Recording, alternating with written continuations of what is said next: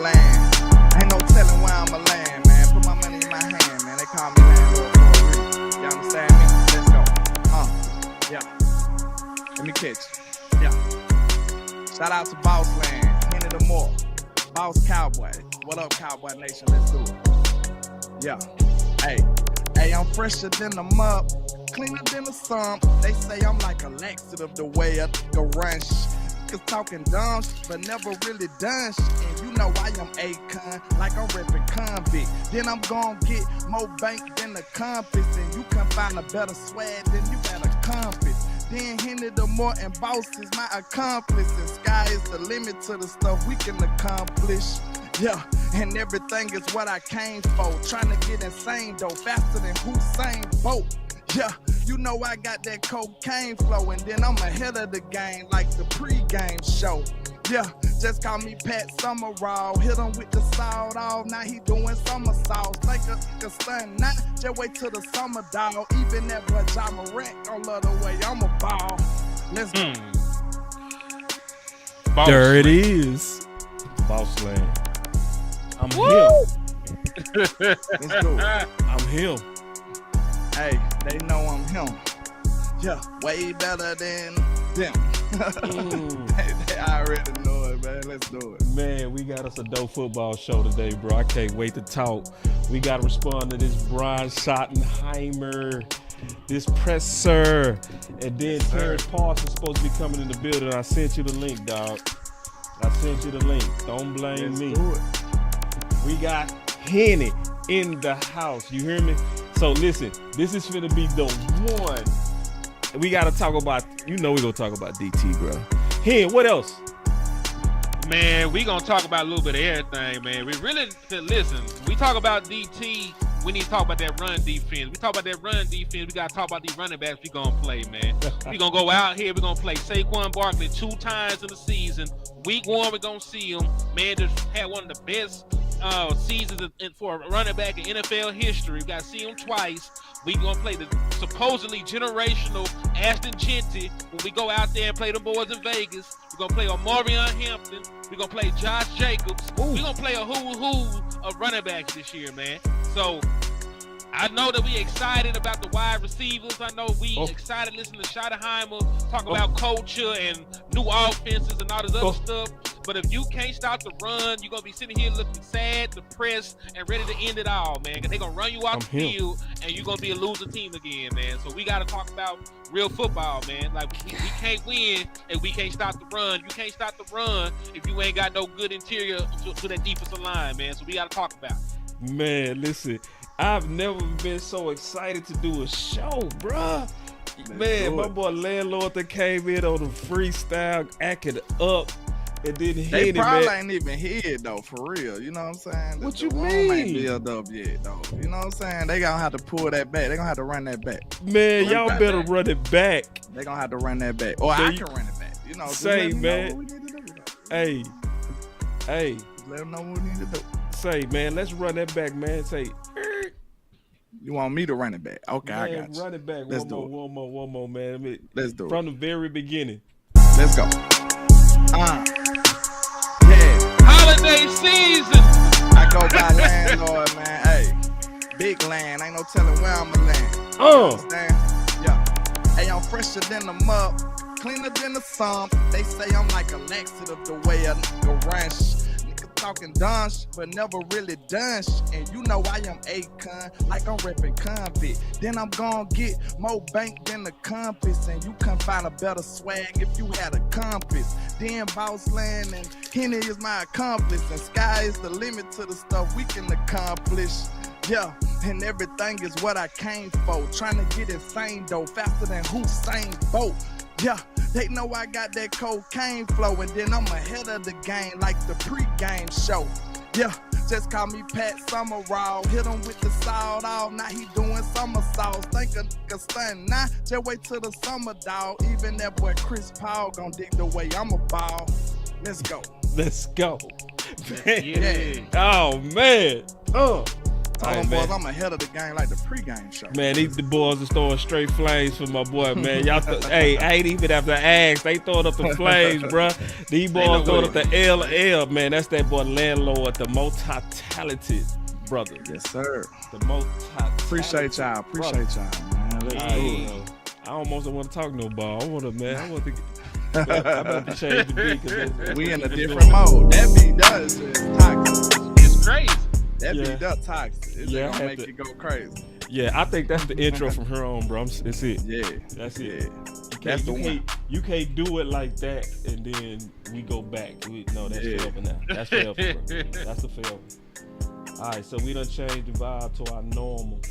It's time to talk some ball. Landlord, and see, let me tell you, man, Landlord and when Henny, some calls you don't want to get because you be like, damn, bro. Because see, Henny like me, if he call you, he calling for a problem. But he also try to solve it. But you know if he calling you, it's a problem. It's important. Yeah. So he like, boss, when I got that call, and then he text me, I said, oh, it's real. It's real. So talk to us, big dog. Man, listen. The Dallas Cowboys were one of the worst run defenses in the National Football League last year, man. We were 29th. If you count, there's only 32 teams in the National Football League. You were 29th in run defense, man. You were giving up like 140 yards a game last year, man, just on the ground by itself. And when you look at the roster moves that we made this offseason, you cannot say the Dallas Cowboys have done anything of substance to improve their run defense, man.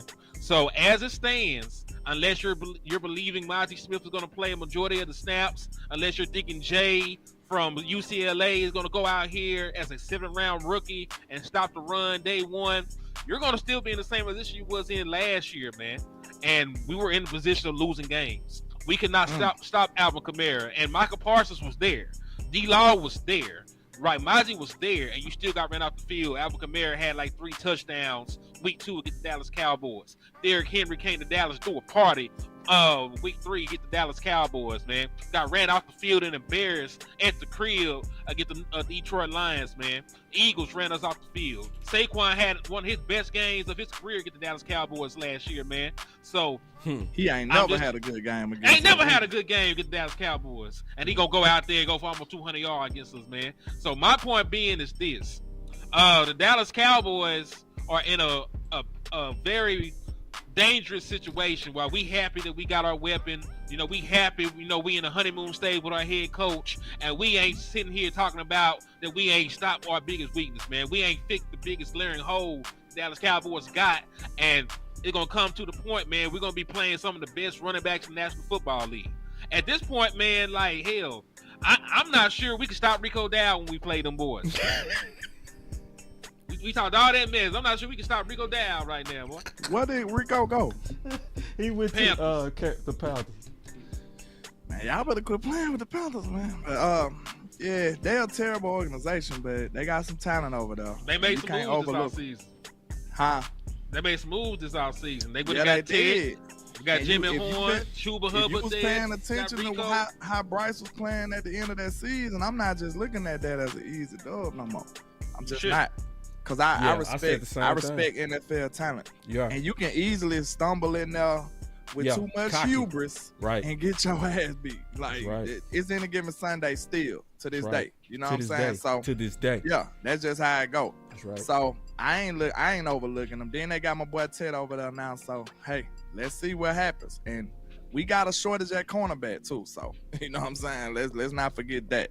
But yeah, I'm with him, man. It's a lot of running backs that we gotta face that we gotta be ready for. You know what I'm saying? This is a run game roulette. You know what I'm saying? So we don't want to get caught lacking out here in these NFL streets.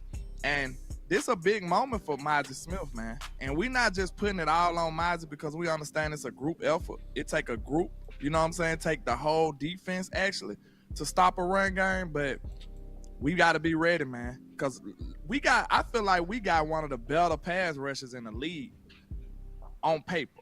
You know what I'm saying? I really do. I'm ecstatic. Y'all know how excited I was about wide receiver. I'm equally as ecstatic about this pass rush.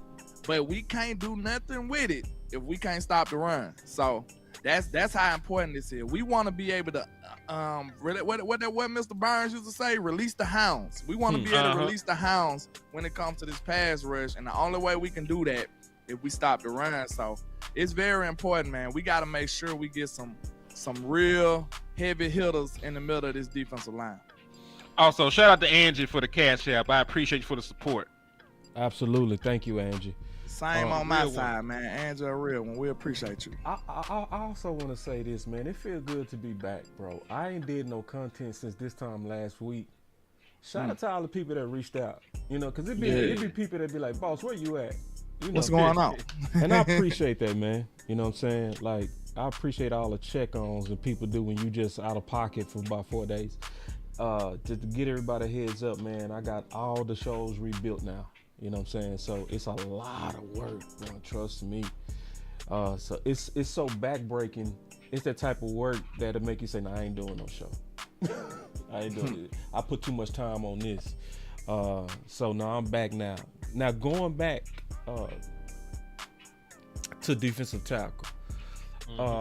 As I was preparing, like yesterday, I came across something that I want to talk to y'all about. What's up? So, a couple of things. Listen to this. This came from John Machota when he was on the final word. This July 18th. I can't believe they didn't do more when they weren't able to re-sign Jonathan Hankins. Like, you're not going to This last year. do anything at defensive tackle. And I'm not trying to jump here from all over the team and stuff, but it just, when you said it, it's one of the first things. When you said Henry, all I'm thinking about is, I'm like, that... So, Law brought up Henry, and he was like, nah. That's not the mistake. Hankins was the mistake. Certain, but to not do really anything at defensive tackle, a team that has had trouble against the run, a team that really hasn't had great defensive tackle play for over a decade, like really, like you didn't bring back Hankins, you're not going to do anything there. That will be the one that stands out most for me. One, and then two is obviously running back. For sure. Wait, hold on. Wait, Law, I got. I mean, I think, another year, with Mozzie, I know Zim's looking forward to working with him. I just think Mozzie's going to step up and be a really good football player. But we also know that, Hankins was a good fit for us 2 years in a row. And, there's usually, big defensive tackles out there that you can pick up. I know the Eagles picked up a couple years ago, late in the game. And, just feel like there's going to be some opportunities there at that position as well, to add something, to add some depth and some competition for camp. Yeah. Me and Boss is on the same page, John. Now watch this. It's another one. He said, I can see it before camp. Camp is a week away. It's Christmas, John. And what's funny is that we can sit here and talk about this, and I just find it very hard to believe that Mike Zimmer wouldn't be doing the same thing. Like, God damn. Which he ended up doing exactly that. We gonna talk about that. you don't think Zimmer wants some better? Like, has he not talked to them about this? Like, hey, guys, it's here, 7th round pick. That's all we're doing. Need a little help. It's kind of a really valuable position. Like how many teams? You heard him say 7th round pick. What we leaning on right now, Henny? What is people selling right now?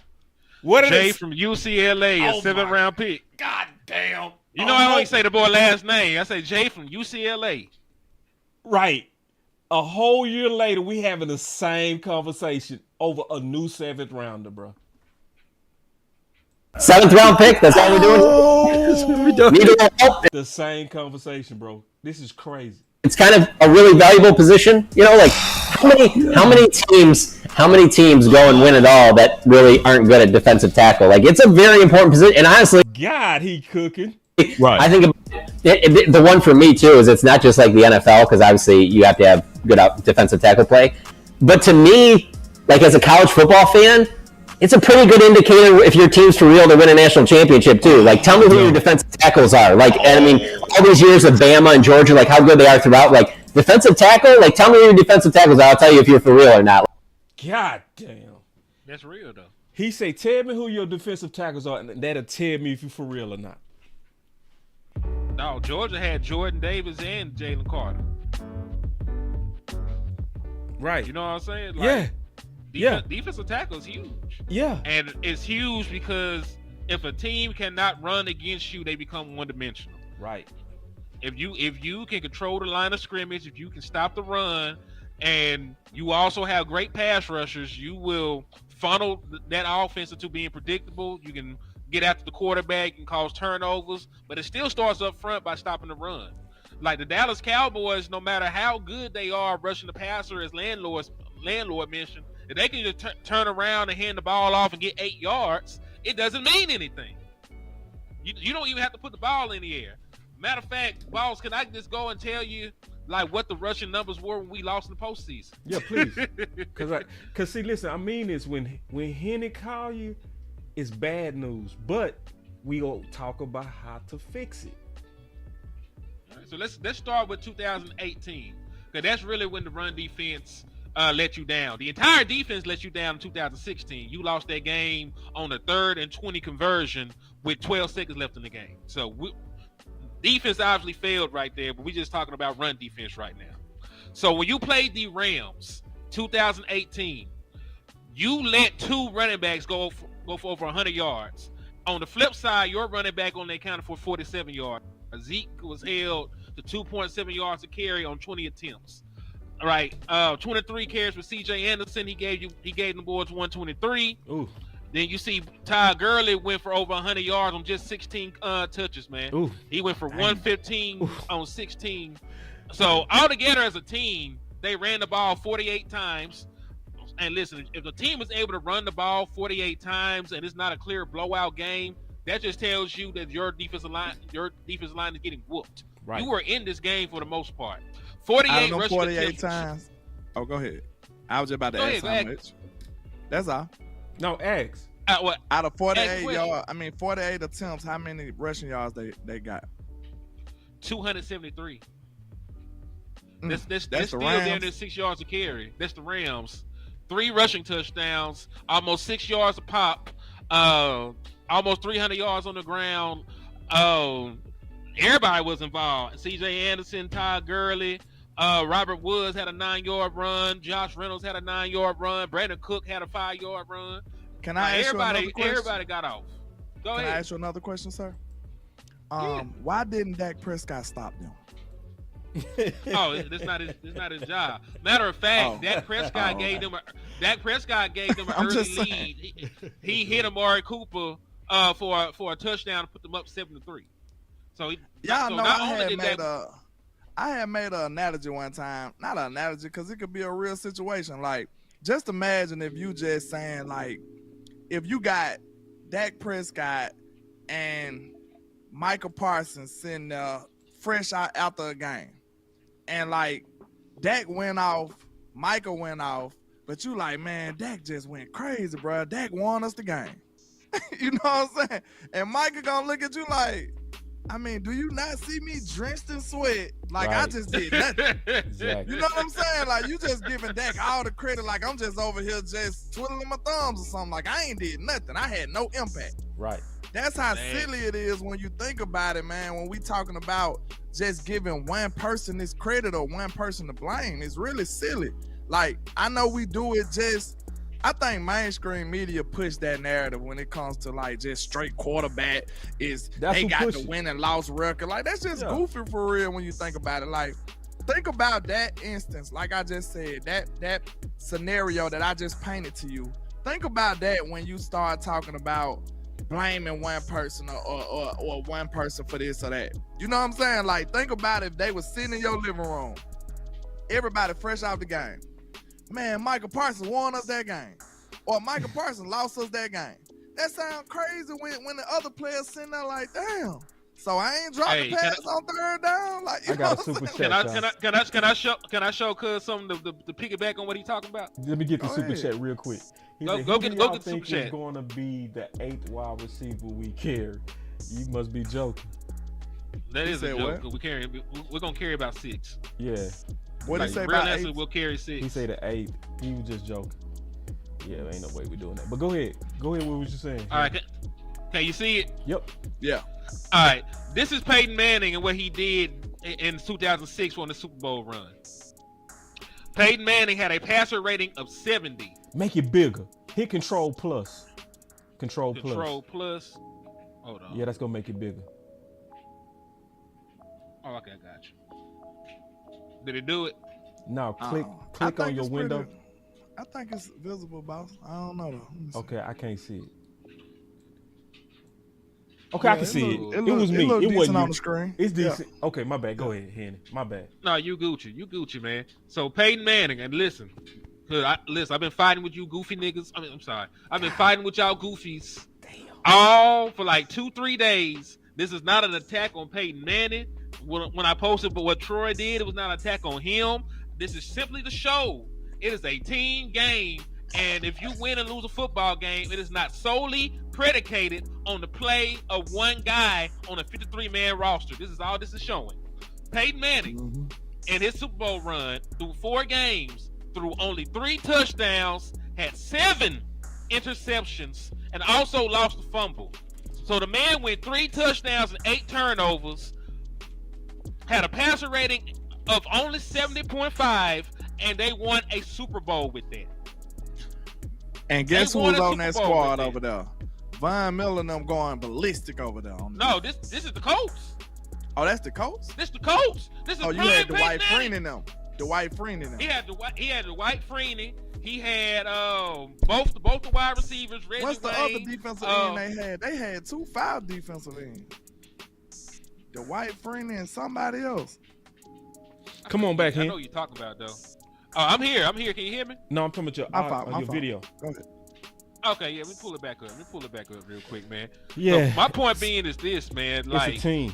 Yeah, I mean, it's a team game. If they up here winning championships with the quarterback, what's 3-8 in terms of touchdown to touchdown? Oh, 2% touchdown, 4.6 interception rate. They won a Terrible ship with ratio. that. And Yeah, I'ma be hold on. honest Let me with talk you, this back Henny. off.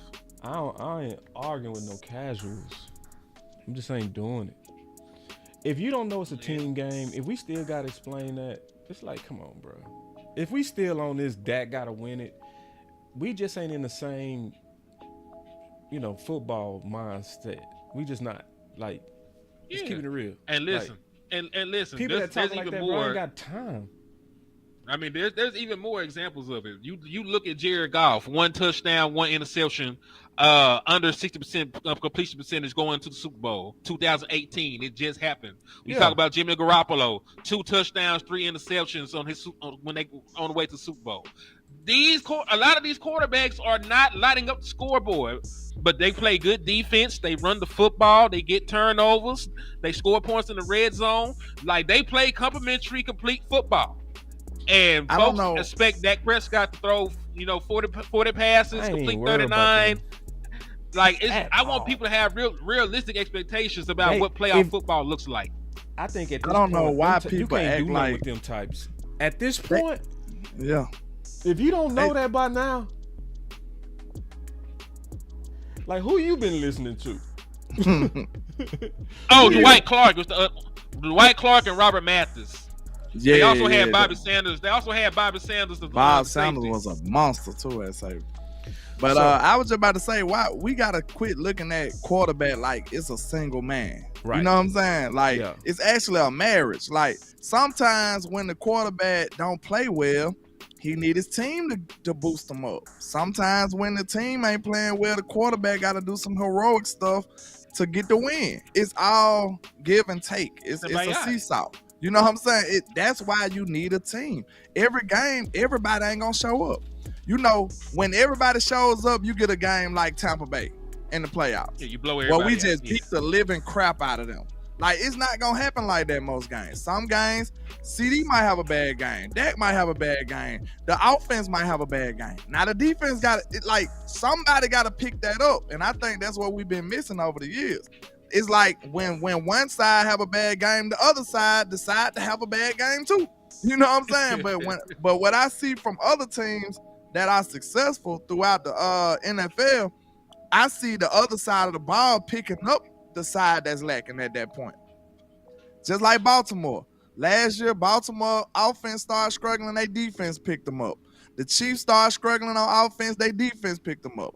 Like, Jalen Hurts didn't go crazy throughout the playoffs, his defense picked them up. Like, it's always a marriage situation. It's not a single man. Don't judge the quarterback on his own. Judge the quarterback. Well, judge the team. That's you gotta judge the team. Because sometimes you can have a phenomenal quarterback doing phenomenal things and still losing. So, you know what I'm saying? We seen it. Look at Josh Allen. What did Josh Allen do to deserve to lose to the Chiefs on that when they lost and 13 seconds left on the clock? He ain't put up enough. He played phenomenal football. They put up like 40. Nah, he ain't doing nothing. Yeah. The same thing for Dak Prescott though, Exactly. right? Like, hey, he ain't doing nothing. Exactly. Yeah. So that's what I be trying to say though. Like, you can do that straw man stuff with anybody. Standard, bro. Yeah. The exact same Dak standard. So now he ain't doing nothing. He ain't doing nothing, man. That's fair. Yeah. So I say It's this real, though, because I want to go back to DT, bro. Let's talk about DT. just real quick, and then we're gonna move to something that I definitely want to talk about. That Landlord really, really high on. I know he right about this. Now, it's some people that believe we don't need no help at One Tech. Why? It's people believe that.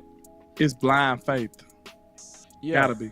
This And is football. This is not religion. You don't have to have blind faith. That's more of delusion, actually. I ain't gonna say it's blind faith. It's delusion. I say it's I'll a difference. just say this. Zimmer. Just listen to Zimmer. Like, we all know Zimmer preached effort last year. We know that. Mm-hmm. But you saw John say, if we saying this, we know Zim saying this. Now, remember he said that July 18th. Zim came in a door saying that.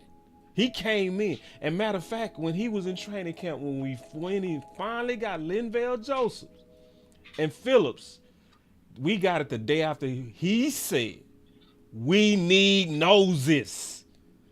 Obviously. So it's like, He just totally disrespected that whole room. and he did. I mean, As he you should. got to when it's for the betterment of the team. You got to Yes. tell the truth. And this is what I want people to understand what I'm saying. It's not saying we don't trust Rodgers. It's not saying we don't trust Jay. Just don't put all of that on them this early. That's all we saying. We saying go I get trust Jay to be a 7th round pick. Yeah, to develop. Yeah, he is. Listen, the only thing that Jay need to focus on is making the team. Why are we penciling in roster spots for 7th round picks? It should not be that easy. Justin Rogers is ahead of him on the depth chart. Yeah. Denzel Jackson is ahead of him on the depth chart. Yeah. If Jay makes the team, he accomplished something. Right. Like, I should not even expect to see Jay play. He gonna be a healthy scratch throughout the season, and that's okay. Because that's happened with Justin Rogers, that happened with Denzel Jackson. It's the natural progression of being an undrafted or late round player, developing and then getting an opportunity. You don't just go from the 7th round to the starting job. It don't work like that. It doesn't. Cowboys got to be just And waiting if- in the bushes. They waiting in the bushes for June 1st, and they just going to try to I don't collect the think they're best. waiting in the bushes, bro. You think they just saying we done. They did it last You think year. they hit one of these, they dusting their I think they hands gonna off wanna- and they complete. I think they gonna want to see these guys in camp. But it's like we keep doing the same bets. We keep acting like, well, this time this rookie go be the different one. That's what we keep making. That's the same bet. We keep making that exact same bet. This rookie. I just gonna be don't the understand different how we keep doing the same stuff. Like, It this didn't- has it been didn't our even work worst with Mozzie. position. This been the worst position we've been drafting at. Defensive is. tackle, probably Yeah. by far. one. By far. And my theory was, if you not good at it, just buy one, bruh. yeah. Do And y'all is y'all easily. too full of y'allself to just admit that we not good at drafting these? You know what I'm saying? I don't think you're good at drafting quarterbacks either. So you know you what know I what think I'm it saying? is, though, Because you got Landlord? lucky. You got lucky with the last 2 starters. I'm just saying. Yeah. You Got What your you think it is, you Bob? got your 20 years keep talking from for 2 me. quarterbacks that you I'm didn't doing even something. want. You got your 20 good years of quarterback play from 2 quarterbacks that you didn't even want. And every quarterback you said you liked and that you wanted turned out to be nothing. One of the boys in the UFL right now. What was that boy name from TCU? Max Duggan. So Max Duggan. For everybody who's talking about, hey, let's get rid of Dak Prescott. Don't be. Oh, wait a minute. Hold your horses. Because if you can't show me nothing that tells me to trust the Dallas Cowboys in evaluating a quarterback. They just traded money for Trey Lance. They just traded money for Joe. What his name is? Milton. Joe something. Milton. I was about to say Joe Mixon. Joe Milton. We just traded Bazooka money Joe. for them. Yeah, all that good stuff. You can throw the ball far, but can you throw it accurately? That's what we need to see. Probably not. You know what I'm saying? Yet. Look, we just need to see you throw it accurately. Like, I can throw the ball far. I told him that. Like, I might have to put somebody, we might have to get some video out here of me. I'm sure I can throw the ball very far. But how accurate it can be, I'm not sure. So I'm not impressed. Okay? I'm gonna tell you that right now. If you 60 yards away, I can probably get it there. But I don't know what side of the field it's gonna be on. You know what I'm saying? I can probably it's gonna go 60 yards. It's somebody go gonna get hit in the head. Facts. It's gonna get there, but it might not be accurate. So I don't care about how far you can throw the ball, sir. I just don't. I want you to be able to make some great decisions. I want you to be able to have some great ball placement and don't get your receivers hurt out there. So it's a whole different level of this stuff. Yeah, it's a whole different level of this quarterback play that we speak of. Let me jump in real quick. Two tweets Go I'm ahead, gonna show y'all just real quick. And I know we going long on this. We usually don't go this long. We good. But check this out. We got to talk about it. It's too important. Yeah, because I think people seeing this totally different. It's a couple of tweets that I meant in my whole heart. And I first want to say this before I talk about this. I appreciate you boys' energy on this, bro. And I did overreact on y'all last week. I thought about it. I did. I overreacted on y'all. You good. It happens. Yeah. It happens. But y'all got the energy I've been wanting to see. I've been wanting to see this right here, bro. I'm like, yeah. My 2 fighters, my 2 killers. We fighting together now, bro. I love this, bro. We fought hard against each other. I'm glad to fight with these dudes this time. So check this out. I said, man, I'm not gonna lie. It is disheartening at this point. We fall for the same trap every DT by expecting too much too fast. Remember I said, Landlord, I was gonna tell you what the problem was? That's the problem. We be expecting too much too fast. That's the real problem. We have the same expectation every time we get a new DT, bro. We said it with Tristan Hill. We said it with Neville Gallimore. We said it with Mozzie. We said it with Osa. We said it with Bohanna. We said it with the White Gorilla. We said it with every one of them, and none of Tristan Hill, and none of them did it. Not one. Not one. And we do it every time to them, bro. We do it. I'm talking about us, the fucking fans, bro. Forgive me, that's my one curse word. The organization too, though.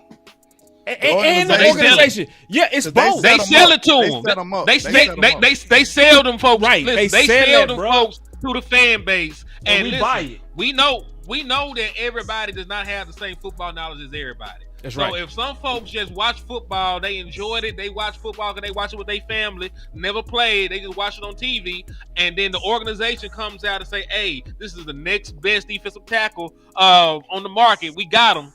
What are they supposed to expect, man? Because they don't watch the film, they don't watch the pressers, they don't watch all 22 film. The only way they know these players are good is if the organization tells them when they see them play.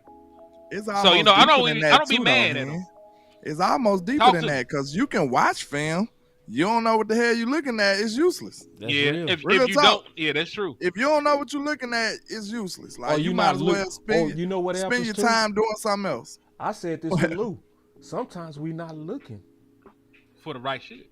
Yeah, because we just I said this to Lou today. Lou, he made a killer tweet. Matter of fact, I was responding to it. Look, this is what he said. Lou said, all of these DTs that come through here and no accountability from the fans in sight. What I was saying to Lou was, man, really, at some point, we don't be seeing it. Like me and Hen had to do a whole film breakdown on Mozzie, and we finally locked in on Mozzie, and we both came out different. Yeah, he was a lot better than I thought he was. Right, I just because it's hard in my, to train in my your memory. eyes. Yeah, in my memory, Mozzie Smith got whooped every time he was on the field. Right. He got moved, like right. He got disrespected. It didn't actually happen like that. And let me explain why, Henny. The trenches itself is hard to see. Both of them, offense and defense, because our eyes, when we watch a game, it follows the ball. It's on the ball. It's on the ball and the camera. You know what I'm saying? So when Dak do a play action, the camera go with him. If he put that ball in the stomach of the running back, now the camera following the running back. It's not following the trenches. You know what I'm saying? So our eyes is not even used to being engaged on the violence that's happening in front. It's just not. That's why I think it's important to watch the game, you know, as a fan in the moment. Yeah. And then watch it again. You know what I'm saying? Because we have too much emotion wrapped into it. We ain't really paying attention to what's really going on. It happens so fast. You got to bring it back and slow it down and really evaluate what's going on. You do. You know what I'm saying? Half the time, to be honest with you, I don't know if it's just me. My memory might not be the best. You know, I'm an old man. But at the same time, it'd be hard to kind of remember everything that went on. You'd be like, hold on, man. Yeah. When you watch the game back, you'd be like, I remember when the hell that happened? Yeah. Like, I don't remember that play. Yeah. Like, you like, damn, I ain't that know probably that when I happened. was kicking my television or something. Yeah, or something. Like, I must have been throwing my hat down or I went something. and got like, some pizza or something. You be missing so much Little mama stuff. started rubbing my hair. I had my beer in my hand. Yeah. I was dapping up the homie. You distracted, bro. You be missing I was distracted. so much stuff. Yeah. But let me go back to DT real quick, bro. Just real quick. It's not. Hey, 2 seconds. Go ahead. I was gonna say shout out to Numhair Neil for the $4.99 super chat. He said, "I mean, it's very crazy when you realize it's the ultimate team sport, 11 on 11." He was referring to what we were talking about earlier when we showed this stuff. So salute to my guy. Oh, I thought we were gonna do it in the Hey, I appreciate y'all super chats too, bro. But let me go and shout out to Nigel Wanza with the $5 super. He says it's like if we can't run today, we should be able to beat teams with the pass and vice versa. Exactly. Like basically he was saying what I said. It's a marriage. Like some games you might not be bro, we done had games where we just can't run. Like Tampa Bay, we couldn't run against them, bro. What Dak did the first game of the season. He lit it up. We lost, but it's like, bro. He did 400. We had to do what we had to do. You gave him the lead late in the fourth. We sat there and looked at Vita Vea. That was. We sat up there and looked at Vita Vea and them and was like, bro, we just can't run, bro. We can't. It's like now it's time to throw. That's a whole nother. But hey, real quick. Double up. The money I color up. Double up. The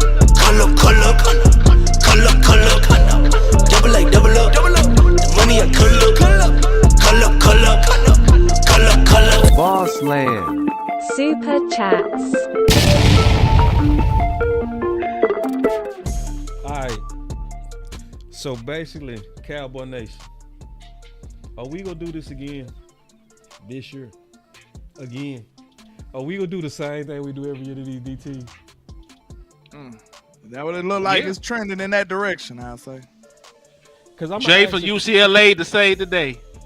I just told you stop calling that man. I don't know why it sounds so disrespectful. Look, it's real, bro. Look, it sounds so disrespectful. Look, Jay from UCLA sound like a made-up character. He running with the ones. He got some burn with the ones. Everybody get burned with the ones. It's training camp. It's OTAs. Osa was tired. Like Osa needs some water. No.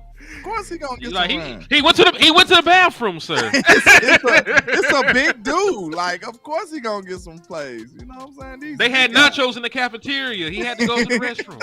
You know what I'm saying? The man had to use the restroom, bro. I gotta say one more thing before we change subjects, bro. Yeah. One more. This is it. I promise. Go ahead, bro. Don't blame me for not trusting the process of depending on DTs one takes as rookies. Shouldn't. We ain't Don't ever gonna blame Landlord. It's proven. Don't blame Henny. Like, I know some people, I promise to God, they mad at us right now. How much evidence do you need for it not to be a theory? Right. I'm just trying to see because I know you got theories and then you got what I'm saying, different experiments.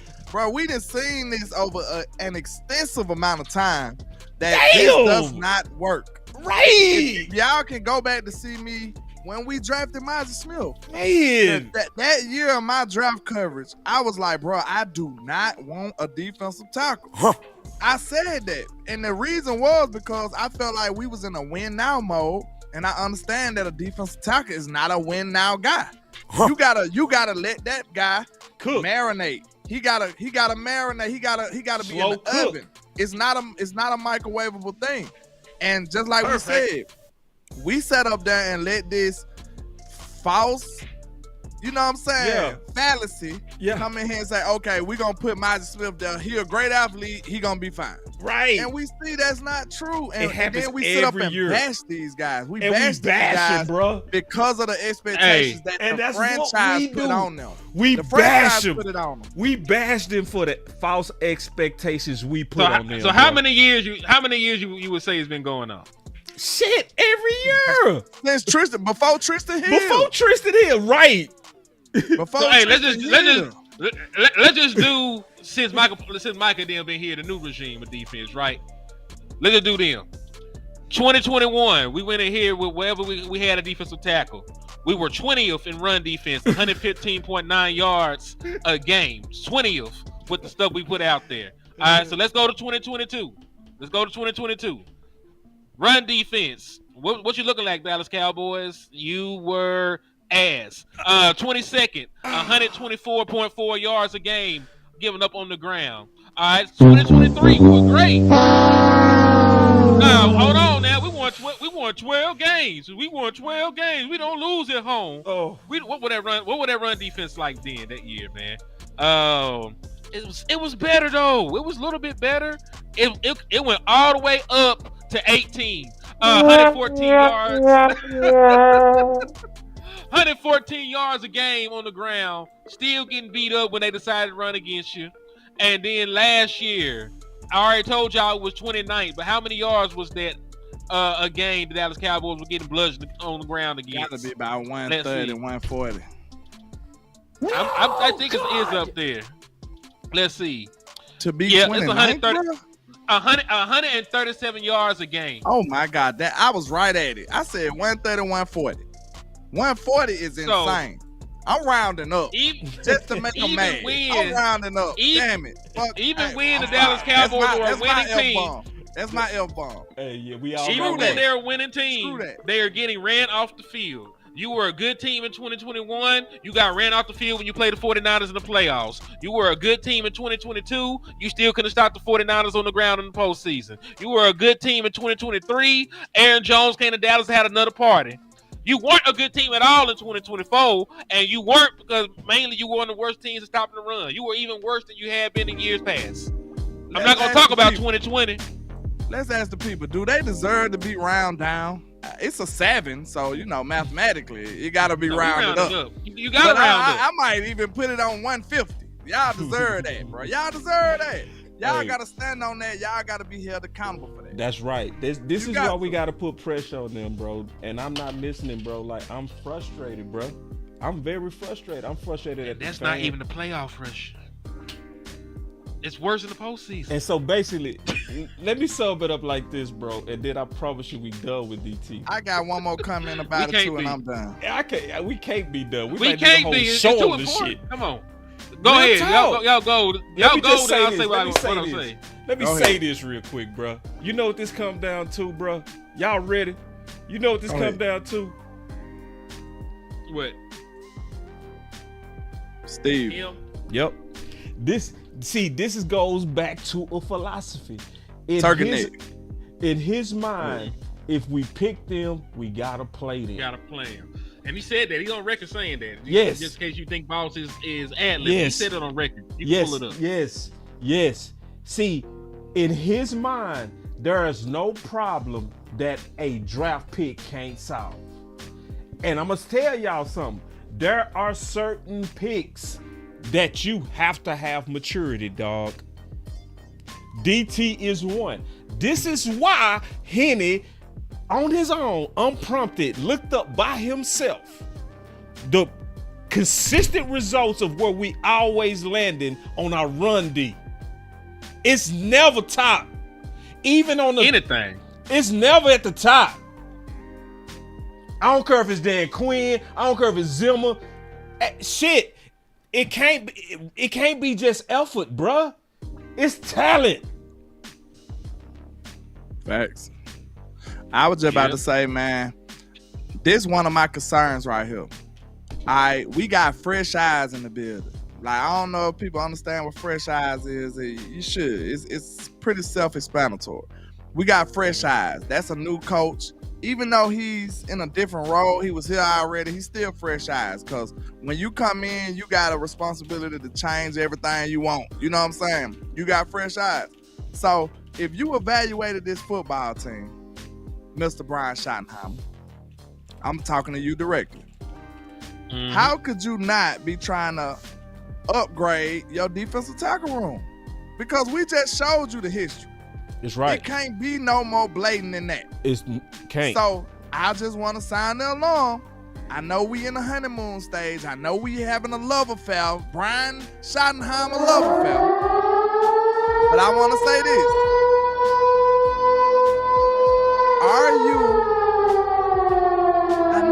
I know he got the reputation for a fighter.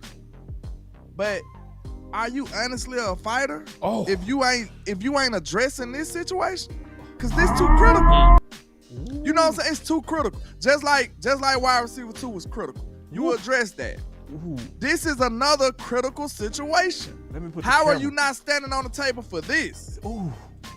How are you not on the table? You should be standing on the table banging about this right now. Ooh. But I don't see you. I feel like you complacent. Like, I'm sorry. I feel this. Everybody's in the honeymoon stage with Brian Schottenheimer. We love everything he do. Did you see how he chewed his gum? Did you see how he walked? Like his foot, his heel barely came off the ground, and then his toe hit the ground at the same time. Landlord, wait. Landlord. I don't like it, bro. Hold I'm on, sorry. Brian, We gotta put some pressure on this. No, wait. Brian got something to say to you real quick. You ready? Man, go ahead. Take it easy on my back. I'm just saying, man. It's just like take it easy on my back, bro. I was one of the first people that came out and said I like Brian Schottenheimer. I just don't want people to get too in love with all this good talk. Like, I'm from the South, bro. Like, that good talking ain't gonna do too much for me. That's what. Like, I know some of the slickest talkers that you will ever run across. Finish him. And they mostly scamming you. They mostly full of shit. I'm gonna tell you that right now. And they can talk you out of anything they want to talk you out of. You want answers? Real. But this dude is a phenomenal talker. It almost reminds me of he's cooking the people at the combine.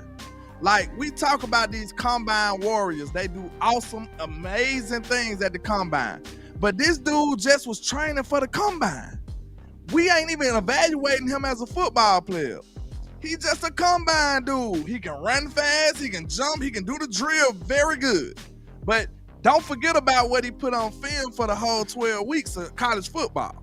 It's the same thing to me. Who knows? I don't know. The jury's still out. I like Brian Schottenheimer. I'm going to say that. But I'm going to say this. Don't get fooled by just a good talking dude. You can't handle the truth. Don't get fooled. I don't want to hear you talking. I'm impressed. You got me. Ooh. Let's clap it up for Brian Schottenheimer, y'all. Wait. Hold on. One more time. Say it again. Let's clap it up for him, bro. You got me, bro. I'm going to let you rock out. You talked a great game. You want answers? I just want that to translate to wins. I'm sick of everybody so in love with this shit. I want to see some results now. I know it ain't the season yet. I'm just saying, bro, just temper your expectations a little bit. Everybody's talking like this finna be the greatest thing ever, and it's kind of pissing me off. I just want people to chill out. You can't handle the truth. Calm down a little bit and let this man show us something. We ain't even got nothing tangible yet, and we already about to go, goddamn, get this man a ring. Take it easy. Like, we gotta get something tangible first. Let's see him do something that's noteworthy, and then we can give him some props. But everybody's sold. We so easily sold, bro. I don't know, bro. Everybody, oh, it's so great, and we play basketball and shit. Like, these dudes is soft or something. What's wrong with these dudes, man? Like, y'all don't like tough coaching no more? Y'all want to have a substitute teacher every day? I don't know about all this loosey-goosey stuff. I'm sorry. I'm from a structured place. I'm from hard coaching. That's where I come from. That's hardcore stuff right there. All that news, I don't want to be your damn friend. My coach don't need to be my friend. You want answers? I'm just saying, straight up, bro. I pray this stuff work because it's untraditional and it's different. And I'm going to say that. And all I'm saying is I pray it work. I promise you, bro. Hey, that's like, gay. Look, hey, this is who I've been waiting on. My dog is back. Take it easy on the back. bro.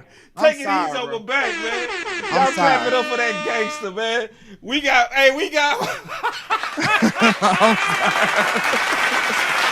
Hey, man. We gotta play the intro music on that, bro. I'm going back to the intro demon time. I'm just saying, man. We praising everything but football stuff. Oh, he got a ping pong table. Oh my God. We gonna talk to him, Come on, man. Lord. Oh, Calm down, man. Hold on, we gotta. Hey, man, play the beat. Hold on. It just take more to impress me, bro. That's all.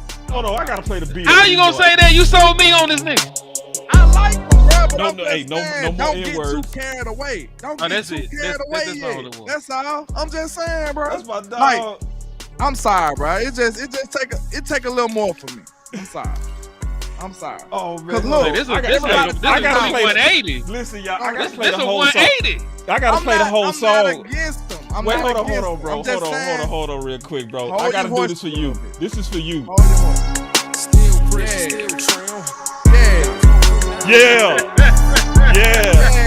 You shake that ass, I know these love you. Throw some cash on you, blow a bag on you. She want Yeah, let's go, bro. Hold on. I need to grab me some Say, man, tequila that boy made somewhere. me Somebody change hand the me some beat tequila, up. man. You know what I'm saying? Yeah. I'm sorry, man. I just don't like this love fest. But I'm bullied or a handshake, huh? I'm bullied with a handshake. You done shot this man down. I know. His family was Say, there. I ain't Say, that's family bullet. was there. That's the new bullet. Listen, Him, time out, he bullet. time out. He bullet, That was bro. more- that He was more bullet. for the- That was more He for the bullet. fans. It wasn't really bust out. hell Nah, no. you busted down, bro. You Hell didn't take no. it easy on his back at all. It's for the fans. You didn't take it easy on his back at all. You stepped on it. Nah, time out. It's not really for the fans. This is more for the fans. You and stepped the on team. it, bro. Cause it just felt like everybody's so in love. Everybody talking about, oh my God, we playing basketball. We was doing this. Where is the football stuff, man? Damn. Don't forget the main thing is the main thing for That's a my reason. dog. Talk I'm to just him, saying, man. bro. I Keep can't the do it. pressure up, man. That's what I'm We talking about. everything but football. Am I wrong or right? Man, say- Look, you can disagree with me. You can call me a Debbie Downer or whatever the hell you want to call me. But let me know, am I right or wrong? Are we not praising this man for everything but football stuff? We praise him for everything.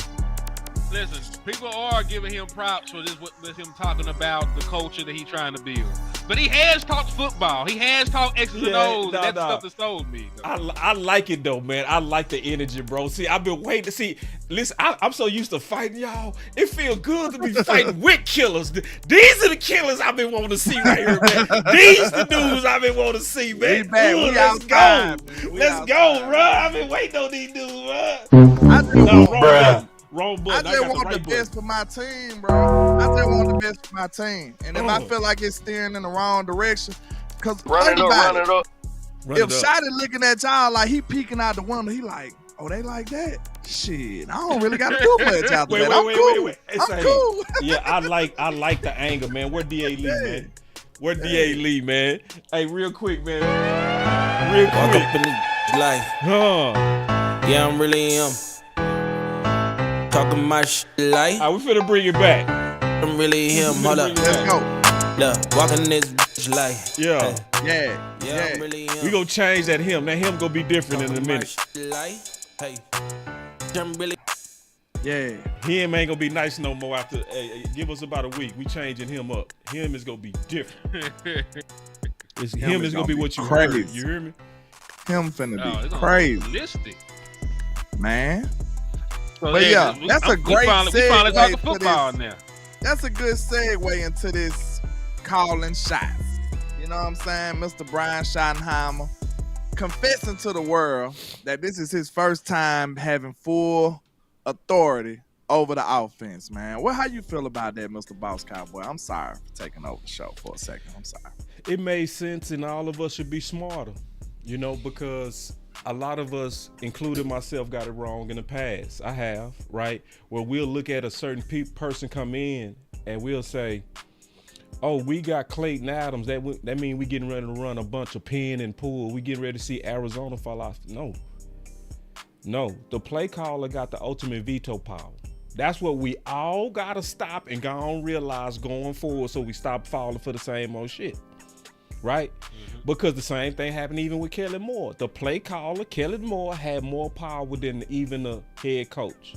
He ran his offense. So same thing with Mike McCarthy. Even when we had Brian Schottenheimer, under him, it was still Mike McCarthy's offense. So even though we got Clayton Adams, it's Brian Schottenheimer's offense. And so he already told you he gonna have short splits, a lot of motion. He giving clues about what he gonna do.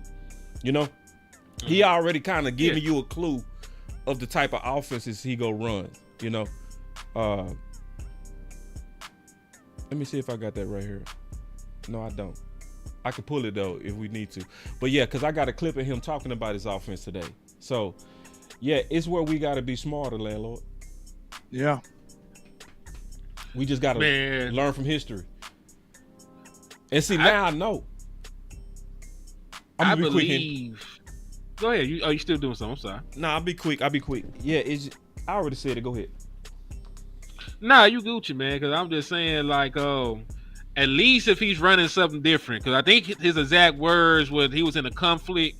I ain't trying to make it sound like him and Pete hate each other or nothing, but they have philosophical differences. He only changed up about 30% of their offense when he got over there. And, we already know how it ended. We know that Pete wanted to run the ball way more than Shotty did. And, they ended up having to depart from each other. You know what I'm saying? He wanted to air the ball out. He did want to let Russ cook a little bit. But, this is going to be his first time. Even when he was over there with the Jets, Rex Ryan had him in a similar position. He wanted to run the ball a little bit more, wanted to protect Mark Sanchez. So this is going to be the first time we actually see what Brian Schottenheimer does. I know the coaching tree he come from. He got some Morty ball principles from his daddy. You know what I'm saying? But he is more of a vertical throwing offensive coordinator. When you just take a look at the raw numbers from his wide receivers and where the target map is from, what Russell Wilson did. So I think, just not having the full offense on display so far will be a schematical advantage, to start the season, because you don't have a whole bunch of know-how about what he really going to run. But he going to still have to adjust. He going to have to prove to me that he's willing to steal all the plays. He was talking about stealing and taking all the good stuff from other teams and making it his own and stuff. He going to have to really do that. Because even if you get a schematical advantage on a team early on with a new Chris offense, they get way too much money in the NFL not to figure you out in a couple of weeks. Right. That what happened with Kellen Moore. He came in, he lit folks up, he put a bunch of plays on display, and they figured them out. Never why folks will talk about 2023, Dak Prescott was going through a slump. No, 2021, Dak Prescott was going through a slump. It wasn't no slump. They understood that offense by then. Mm-hmm. That's all that was. So, you're going to have to add some wrinkles. You're going to have to steal some plays. You're going to have to adjust. You're going to have to self-scout. And I want to see how well he does this while managing the personalities on the team. You're the head coach. You have more responsibility than just the play calling.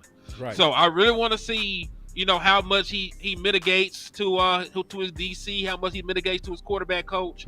I want to know his coaching style. Is he going to be a delegator? Is he going to be an overseer? Is he going to... there's a lot of questions that need to be answered before I just talk about the offensive side of Schottenheimer. Yeah. How far is he going to be spread thin? Is he just going to focus on the offense and let everybody else coach their own position? I gotta know that before I can just stamp and say, hey, even beyond the X's and O's, I got to see how he mitigates this stuff. Them some great points you just made, man, because that's a lot of... Go ahead. I'm going to play the clip and then cook. Go ahead. Joe White, DLS Sports. Mike Zimmer near the end of last year talked about how he wished he would have really put in his full system from the beginning rather than trying to merge with what Dan Quinn had kind of had. Obviously, you've been here before, but how do you kind of balance kind of trying to maybe bridge some stuff from last season while also putting your own spin in at this point right now? You talking offensively? Or you talking about as a team? There were things. The bones of it is still very similar. You know, there's going to be changes. That's part of football. That's whether there's a coaching change or not. There's always going to be changes because you use the time to look at the cut-ups and say, hey, where do we got to go? What are the trends? Hey, what fits our system? You know, we're going to be multiple. The system's going to be built. See, people need to peep that he said we're going to be multiple, right? So the more and more talk, he giving it away. On what we do well. You know, I had to do it when I went to Seattle. You know, I understand what Zim's saying. I went to Seattle, and the system I was running out there in Seattle, you know, I kept it in place, and I probably changed 30% of it. Why? Well, they had a veteran quarterback by the name of Russell Wilson. The staff stayed, for the most part, pretty in sync. It was myself and a line coach and a QC that were new. So I was like, hey, look, I'll learn the things I need to learn, and you're always going to protect the language that the quarterbacks use, if that makes sense. So the way you solve problems at the line of scrimmage, whether that's your checks and things like that, you're always going to protect that. But I think it's a little bit where if you have to have your system, then I think, to me, just my opinion, not disagreeing with Zim, to me, your system should be flexible enough to where you adjust some things, but you keep some things in place, because it's our job as coaches we spend more time on it than the players do. That's really yeah. See, stuff like that is what I can get behind. I ain't like listen, Len, I ain't with the ping pong stuff. I understand what you're saying about that, but when he sit there and talk X no football, that's why I can sort of rock with Shotty. Yeah, I mean, like, I know he can't do nothing to prove it right now. I just feel like everybody too sold. You know what I'm saying? Like, he got everybody like with the highest expectations right now. And I understand, but like, let me. You gonna have to live up to that. I'm gonna say this, man, and I'm gonna be all the way honest with you, bro. Yeah. You know how it is, bro. Most people not consistent on this stuff, bro, because this same fan base hated Brian Schottenheimer when he first was announced, bro. Exactly. Hated. Now, worst signing in football at the time. They was killing him. Now these same people loving him. And I'm gonna tell you when it started to change. Cause I saw it in our numbers. As soon as they heard him talk, probably. Nah, it was his first hires. That's when it started to go up. Yeah, he did. Clayton Adams and then when he got Clayton Adams, Matt Eberflus. Yeah, and then when he started hiring them dudes, and then people start sitting back like, wait. You know what I mean? That's when people started liking him. So they were even lit when they thought he would get to short choice as the running back coach. Right. So I'm gonna tell you what's gonna get ready to happen, Landlord. I'm gonna tell you now. We go turn on Brian, bro. For sure. You ain't gotta worry about it. These same people that's on his nuts right now. When he make a mistake and lose a game, being a rookie head coach, first time managing games and play calling fully, he gonna have a learning curve himself. And we ain't gonna have no patience for it, bro. I'm just letting you know. Them same people, cause we just like a roller coaster, bro. We started down on them. We up on them right now. The season go start. He gonna have some human moments, and we go right back down on them. Then we gonna start hating on them. We gonna want them fired. This what I'm telling you. I just told a good friend of mine about the same thing. It's like the things that he say, it sounds so good. It sounds so great. You know what I'm saying? And I was telling him, like, you don't have to say these things. You know what I'm saying? So it's like, I'm trying to see what his agenda is. Like, he's saying, like, we finna build the greatest culture in sports history. Like, nobody asked you that. You know what I'm saying? Like, I understand that should be your goal, but for you to say that, you gotta understand the magnitude that comes along with that, like the headlines that comes along with that. So it's like, what's your agenda? Are you trying to make some ruffles in the industry? Or like, what are you doing? Everybody want to do that, Shotty. That's all I'm saying. It's like, so is you gonna be somebody who live up to what you talking about? Because now I feel like that's why it's dangerous, boss. Like, to your point, you got everybody on 10.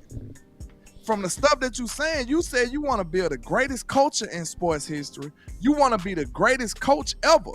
You said these things like nobody's asking you, Shotty, what kind of, do you want to be the greatest coach ever? Nobody's asking him these things. So now you got most people expectations through the roof.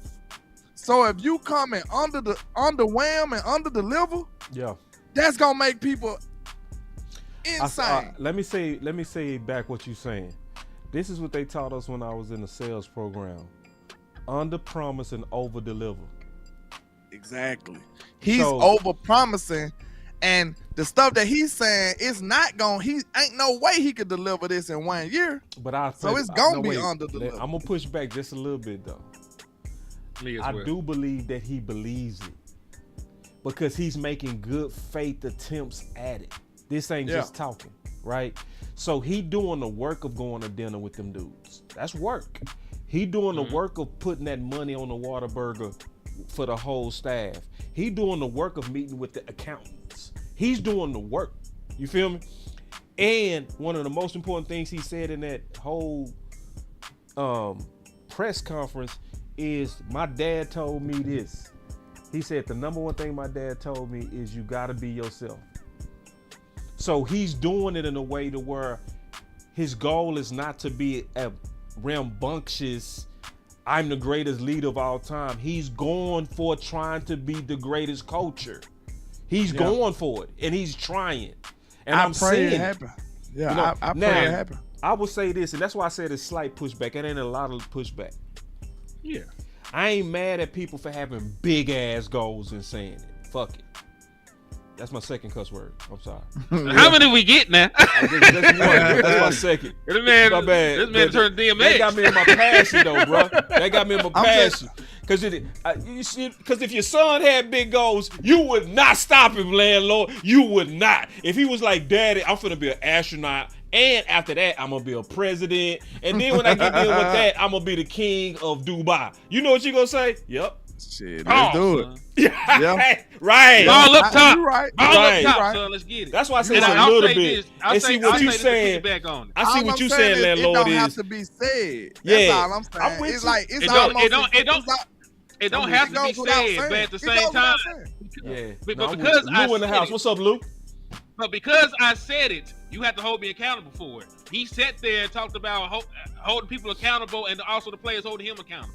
Yeah. So like I said it, hold me accountable for it. So like, hey, it's out there. That's in the open respectable, now. So, though. That's respectable, though. That's the standard. If that's the standard, and I'm gonna hold you accountable, you're gonna hold me accountable. We can say anything. We just got to make sure that we own that. Because like you said, it's all lip service right now. I'm gonna play a couple of It's all lip service right now. It's all lip service. So, but I'll say this though, man. I'll say this. I would rather him sound confident than him feel like he's over his skis right now. They ask him questions. I don't know what we gonna do. I wanted to touch on what you said real quick though before we move on. Like you had a lot of great questions here, and I say that you had a lot of great questions, and it's like it's a lot of unknowns that I don't feel like people talking about. You know what I'm saying? Like we don't really know how he's gonna handle these pressurized situations. Like he's gonna be a play calling head coach in his first, you know what I'm saying, being around the block. Like I feel like he can do it, but it's still gonna be challenging at times. You know what I'm saying? We're gonna have to, it's gonna be some growing pains automatically. You know what I'm saying? Like most play calling coaches have a little issue with time management sometimes. You know what I'm saying? Because they got so much going on. Like even the best he gonna drop a ball, bro. Exactly. The best ones have a little issue with time management. I just don't want people to be going into this blindly thinking it's finna be a perfect thing. You know what I'm saying? Like, and I feel like you said, common sense will tell you they're not finna rebuild the whole offense. So I'm still confident about the offense. When he said that, I'm like, okay, that's good. Because if you mean to tell me they got to learn a whole nother offense in one off season, I don't know how advanced they gonna be when they hit the ground. You know what I'm saying? I don't know if they're going to hit the ground running or crawling at that point. So I like the fact that he going to still keep some of the things that they already know and they already comfortable with. So that should further progress the offense more than they should be under a new coach. You know what I'm saying? He should be ahead. So I'm thinking that's a good thing. But like you said, like, we don't know what he gonna do when it comes to like calling critical plays and third down, and it's a lot of unknowns. Like we are very optimistic because of we all betting on the person that we feel like Brian Schottenheimer is, and I'm with y'all. But I just don't want to sit up here and act like it's not a possibility that this stuff don't go out perfectly. That's all I'm saying. Yeah. So like, check listen, this out. there's always a chance for failure when you're trying something new. You know what I'm saying? There's way too many variables. There's way too many things that could come awry. And like you said, this is going to be his first time calling plays as a head coach. We don't know how much this is going to be mitigated. We don't know how much of the install and play design is going to be handled by somebody else. We don't actually know none of that. But we only are really banking on his football knowledge, his tenure being a coach since 1997, and the fact that we like him. We got. And I agree with you. No, hell no, nobody cutting off no more. No, because I gotta play this because this is gonna get to a. And then we'll come back to your question. We'll double back. This right. This for the we panel. also take. Now go with your question. This for the panel. I was just about to say, if we talk about his extensive coaching history, is he gonna be warranted first year head coach leniency? No. I don't think so That's either, because I feel like you got a win now roster too. We go turn on him, bro. That's why I'm telling y'all we go turn on him, bro. Like, okay, not only us. What about the front office? Are they gonna have a short leash on? Yes, I think so. You sure? Too. Yeah, I think so. I'm certain on that. All right, so hold on before you see. Before we go, good news. I figured out how to get them comments back in here. Man, took me a little while. I figured it out. All right, that's hard, Lou. I like that. Yeah. I like that. Yeah, I'm watching your feet. That means I need to see some action. And that's what you were saying. That's what you were saying, bro. Yeah, I like that. Take it easy on my back. Yeah, so I want to play this for you, Hen, and then I want to play one more thing, and then we'll move on to the last thing. And then another one, I talked to a couple of first-year head coaches in the last few years, and they said the people that they rely on most are game management type guys to really help them understand situations and things. And I'm wondering how much you will lean on Ryan Feeder as you go through your first year. That's a great question, and the answer is absolutely. That's what you was talking about, Hen. The game management. So he telling you what his process is going to be in them game management situations. This is also where his experience go come in and help. Feeds is just a trusted advisor. I think he does it as well as anybody in the business. You need on game day, you need one voice that you're hearing, because obviously these things happen at critical, intense moments and things like that. And so to have that one voice be someone that you have complete. My bad. He was cooking. Nick. When you talk about some of the things that we'll implement, whether it's cut splits or shifts in, as we put it together, the players definitely have feedback, and again, they're that's the wrong clip. My bad, bro.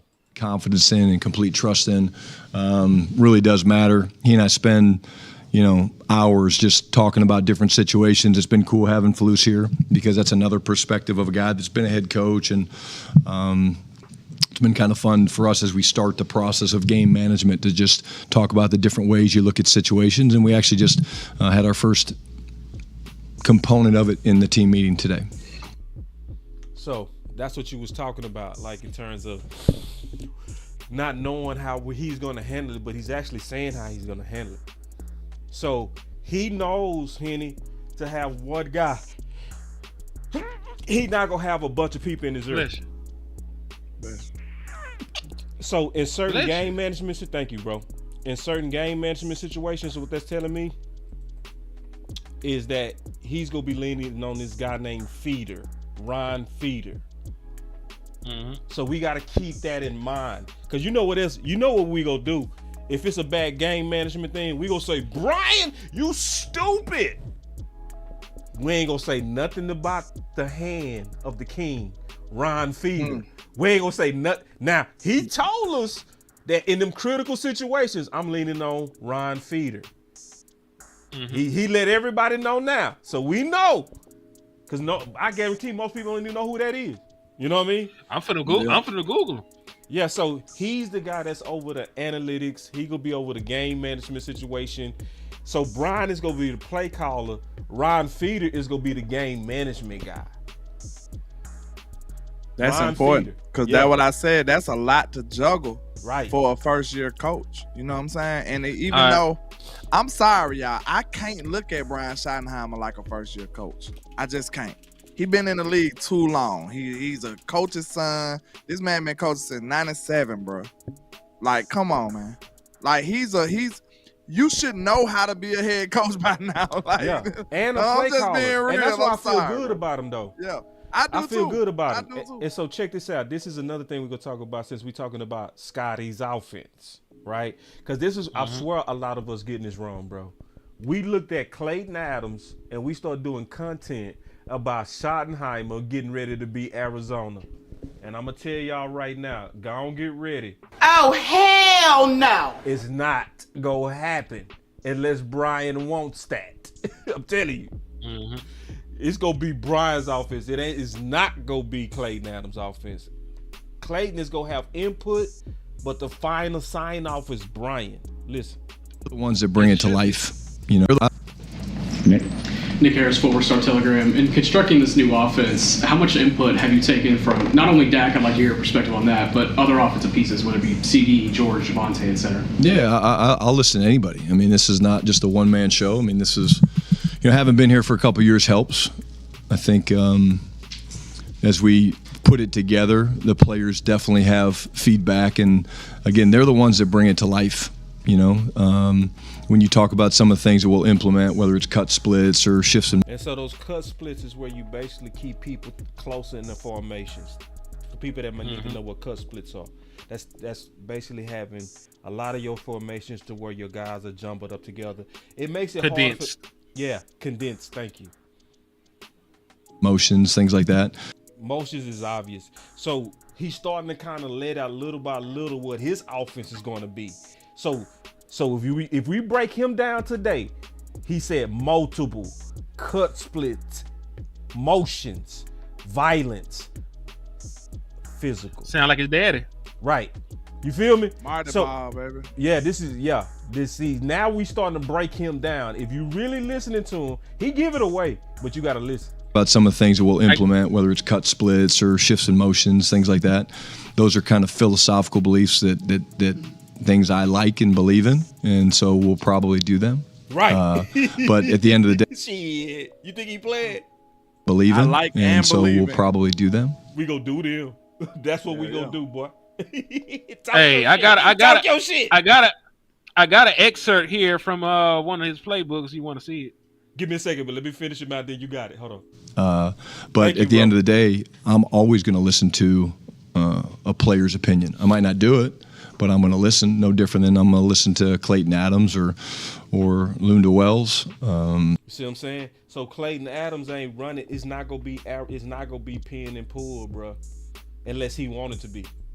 Flus on defense. I'm going to always take everybody's input, and at the end of the day, make the decisions based on what's best for helping us win a Super Bowl. Go ahead, Henry. No, I sent it to your Twitter, just in case you want to put it on there. Yeah, I'll put it up. Yeah, put it up there. They was basically just talking about the reasonings and the purpose of motion within Brian Schottenheimer's offense. Now, this was with the Saints when he was a quarterback coach. This is also around the time that he was with Mike McCarthy as well. If you're wondering how far back that. All right, so this here is an excerpt from one of Marty Schottenheimer's offensive playbooks when he was the head coach with the New Orleans Saints. This is also when Brian Schottenheimer was the quarterback coach over there. So this is some philosophical purposes of why they run motion and its purpose within their offense. And the way he talking is he's going to be running a similar style offense to this. So, that's why I figured it'd be a good choice to bring this up right now. Yeah. So, hold on. Let me pull this down. Let me get this off my screen. All right. Movement is very important to our total offensive system. There are several reasons for movement in our offense. The most prominent reasons are to create a personnel advantage by creating coverage mismatches on our X Z, Y, H, and F. That's if you're wondering what those letter are, perimeter guys. yeah, those. Yeah, that's an X receiver, Z receiver, Y receiver, H flanker. So CD those Lamb, are the Pickens, et cetera, et cetera. Right. All right, so to create a personnel advantage by effecting changes in run game support and force responsibilities. Yeah. So when you move somebody across the field, with you motioning them, it changes the defensive coverages, picture. Exactly. Safeties. Sometimes they bump, sometimes they go in motion with you. I ain't mean to cut you off. I'm just kind of echoing. You're good. You're adding a lot of good nuance to it. So keep doing it. Yeah. All right. So to create secondary movement in an effort to enhance our quarterback's ability to recognize coverages. Yeah. And to piggyback on Boss's point, talk about people bumping. Right. If you motion somebody across the field and nobody runs with them, it's 9 times out of 10 it's going to be zone. Generally, it might people be like zone. Belichick can still disguise it, but very few. Very few, bro. You're right. I think it's gonna be about 90% right. Yeah, and you can kind of go that off number out my ass too, but you can kind of go off the depth of the cornerbacks too, right? With that, you know what I'm saying? You pair that with the depth of the safeties, like it's little indicators that you can get for a quarterback on top of that motion. So it'll be like some telltale signs that'll be like, okay, this more than likely, almost sure. That's why you got pre-snap and post-snap reads. So yeah. So just to go into that a little bit more detail, there is really a limited amount of coverages and defenses that you can play at any given time. Y'all mostly know the popular ones. You're in a one high safety shell. You're probably blitzing. You're playing some iteration of cover one, or you're in cover 3. There's not really a lot of things you can run based on the safety shells that you have. If you're in a 2 high, you might be able to bring an extra person, but if you stay in a 2 high shell, you're probably playing cover 2, Tampa 2, cover 4, or cover 5. That's cover 2 man coverage across the board. So you can sort of use process of elimination once you get a tail from the movement. Hey, Hen, you know what we're gonna have to do, bro? We're gonna have to come back and do a whole show on this, bro. We should. Yeah, cause see, this is a whole show. This right here. That sounds interesting too. Yeah, we gonna have to, let's pause this one, bro. We gonna come back to that. Like, cause basically this is really preparing the fans for what we really likely getting ready to see. Cause see, the more he talked, the more I'm starting to say, okay, this is what we getting ready to see. The real. Cause see, we've been mixing a lot. We've been mixing the K-State coach with Clayton Adams, with Brian so let's come back to that real quick. I want to jump on something that Landlord really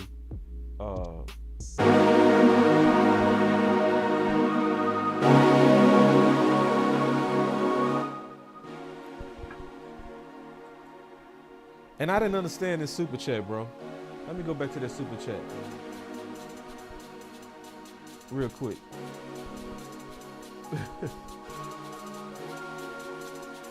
He said, that's not fair. Callahan was the O-line coach when he was in New York. Shotty can call a multiple run game. I guess he was talking about when I was saying it wasn't going to be pin and pull.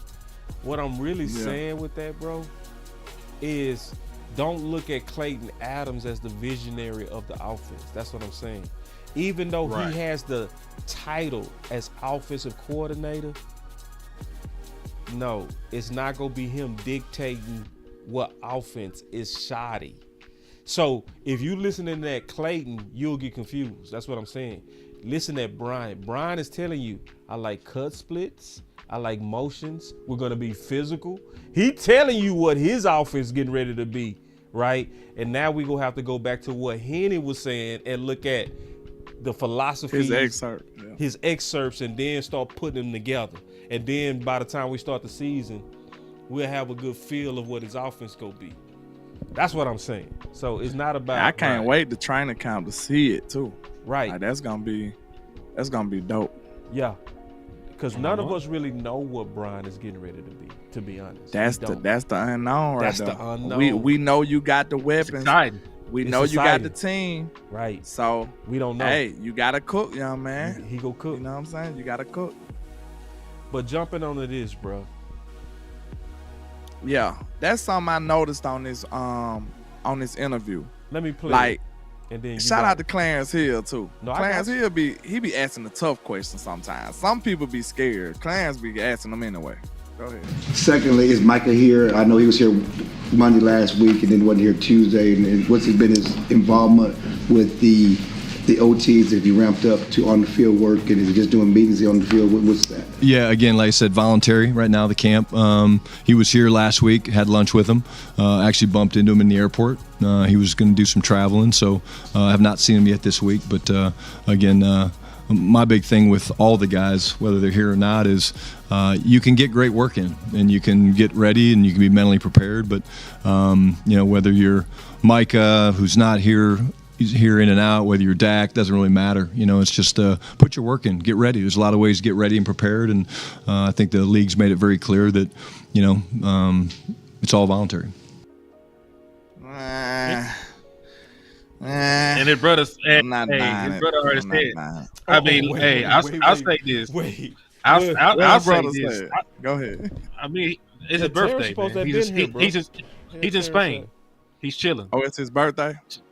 This is his birthday celebration. Oh, Stephon Diggs was just on. Why he was calling me, Terrence. Stephon Diggs was just on a yacht with the pink cocaine with Cardi B and the freaks, and he ain't go to OTAs. At least Micah ain't doing that, so I ain't tripping on that. Yeah, that man enjoying his birthday, right? And he was just there. I ain't know it was his birthday, but I just feel like every time they ask about it, Brian has some old, some little slick stuff to weasel out of it and just downplay it. That's all. So, I mean, good. He did say he will be around, because like last week, Brian was like, I asked Micah to be here. Like, you don't remember he said that? Yeah, he was there.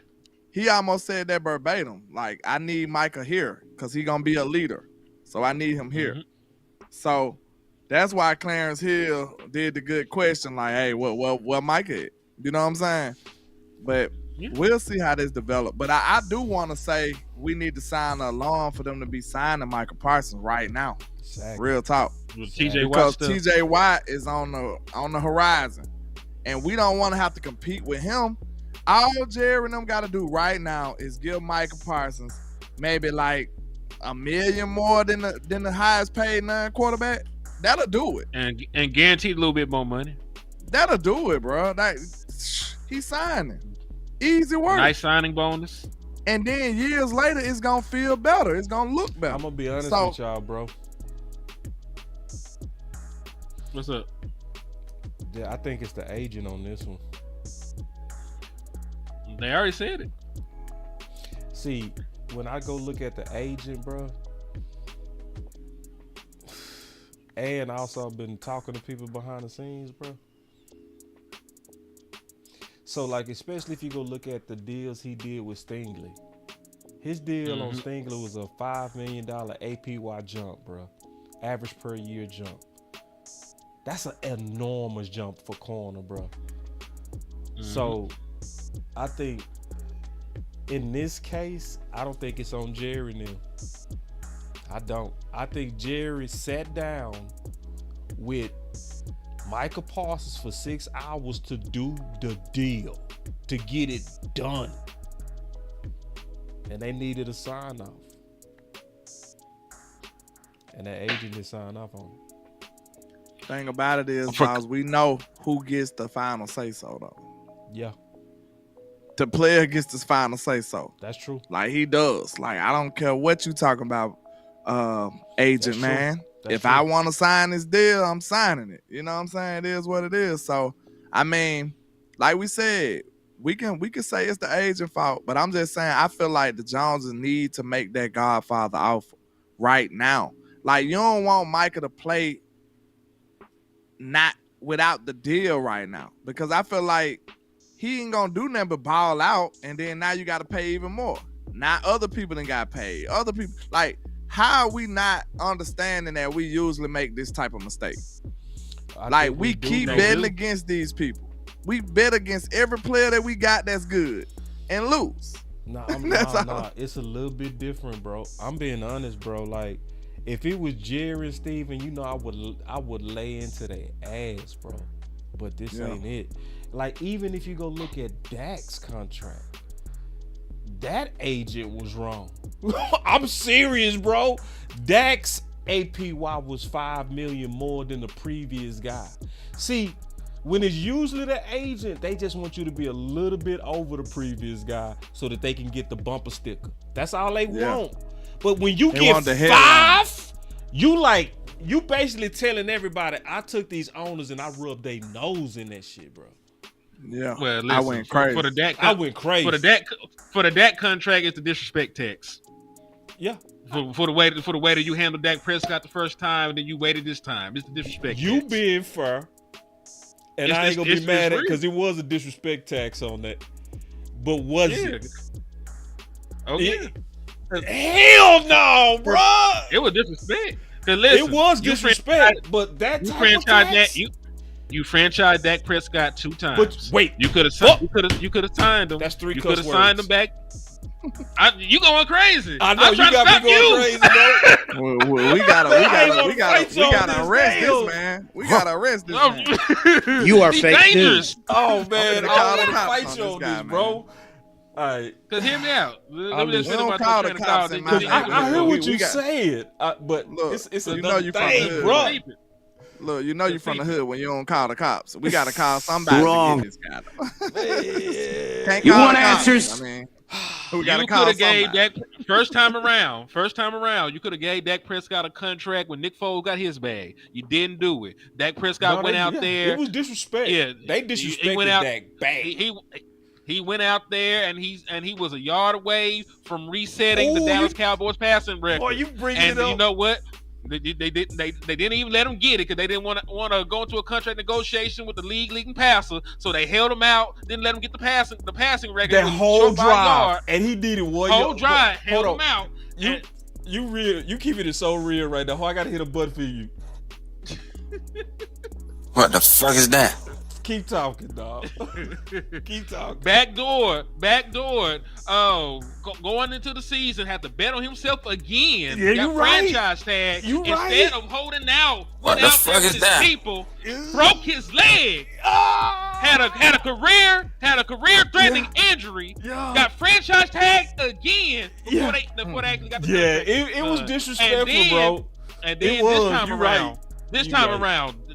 They could have gave Dak Prescott a contract when everybody else was getting paid. This was the last year of his deal last year, and they still waited to the final year of Dak Prescott's contract. You right. To the first game. They waited all the way to the first game. Hey, I know how to take my L's. Bring it real back. He be speaking his mind. That boy with the shit. Henny won that. Yeah. It's disrespect. You won that. Listen, yeah, I know how to take an all L you had quick. to do. Yeah, that's you landed all them punches. You could have got Dak Prescott for $52 million. Yeah, $53 million. You really made the best case on the disrespect tax, and it's just real. It's just real. My God. Yeah. I am coming off an all-pro season. I was an all-pro. Yeah, before you ain't lied. You ain't lied. I should have been an MVP. I should have been an MVP. Dog, they really, but let's keep in mind though, they did hit him with that tax though. They got him. In 2022, I have one of the best playoff performances in National Football League history, with T.Y. Hilton as my second best quarterback, and you're holding against me because I didn't win the Super Bowl. Yeah, hey, say, man. Hold on. Y'all clap it up for Henny, bro. Hold on real quick. Yeah, he did that. Great time. You gotta go out. That's how you go out. He took his destiny in his own hand. Yeah, that's what Dak had to do. You right. He did. You multiple times. You laid a flurry on me, bro. Cause see, I was stuck on that. Cause I looked at the game, bro. I looked at that 5 million APY jump average per year. I'm like, ooh. But you also got to think about who got that bag, though. You can't sit here and tell me I can't get $60 million and Justin Herbert got 55, 53. Yeah, they hit him with the disrespect tax. They did, bro. Because I think they did hit him also because they made them wait till the very end. Because think about it. This is where I think you also right to add to your case of the disrespect tax. The whole time Dak was going through training camp, that was risking his millions, bro. Facts. And he was so admirable that he didn't want to cause a scene. He just came to work. Yeah. That's gangster. That's gangster. And if he would have got hurt at training camp, which is possible, that's leverage he loses. Yep. So his agent went in there and smacked Jerry. That's what happened. Also, Michael Parsons has the same agent as George Pickens, just in case y'all wanted to know about that. So there might even be some Game of Thrones type of stuff to go on to get both those deals done. They need to bring them in together. I mean, they did. Like, listen, they positioned themselves like that with the Jamar Chase and the T Higgins deal. It became a package deal to get both of them done at the same time. He switched agents so they could both have the same one. So it became a package deal. I'm not sure if it's going to happen like that for Michael Parsons and George Pickens, but there are all kinds of tactics that can go into play. So I just say keep your eyes out for it. I got your notes here that you sent me from the OTAs today. I'm gonna pause that because that's gonna make the show too long. Yeah, I'm gonna have to go ahead and bail out in a second. Yeah. Let me go and say my final word if y'all don't mind. Yeah. I'll say this.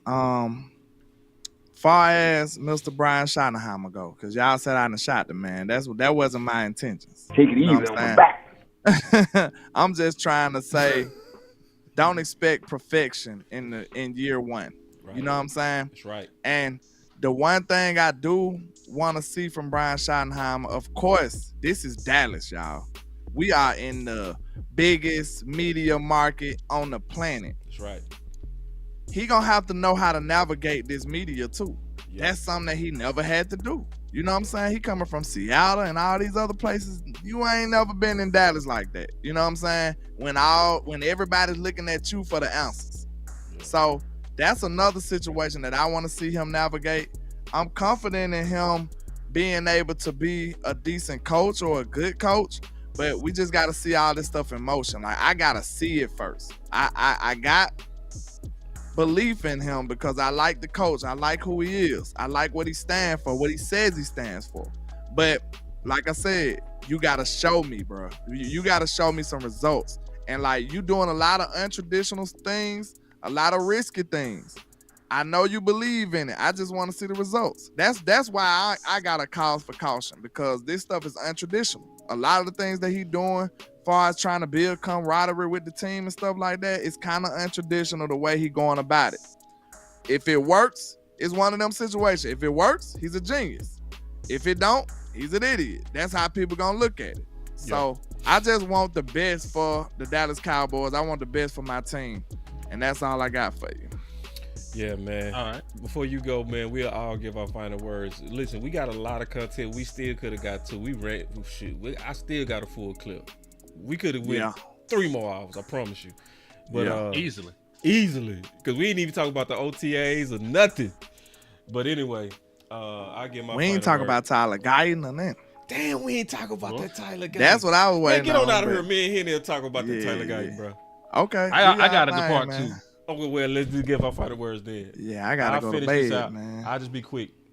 Dallas, respect one tech. Henny came up with that. Respect one tech. It's listen, we not trying to act like we smarter than y'all.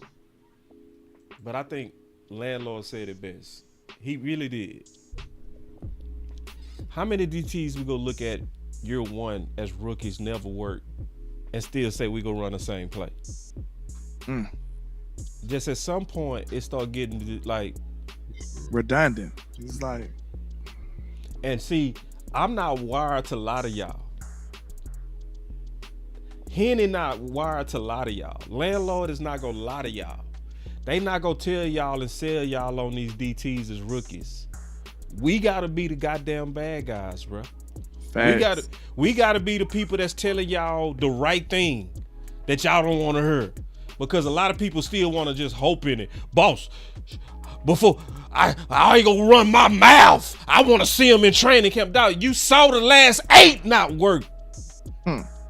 You saw the last 8. You want to see another one? Come on, bro. When you go join us, like Landlord said it best. Sometimes we being greedy, bro. We being greedy for the ideas that we want. We really are. And so, Brian, you know, I know they gonna turn on you. I'm gonna be even with you. I know you gonna make some mistakes. I know you're still rookie head coach. So I ain't high or low. I'm like Lou said, I want to see you talk with your feet. You know?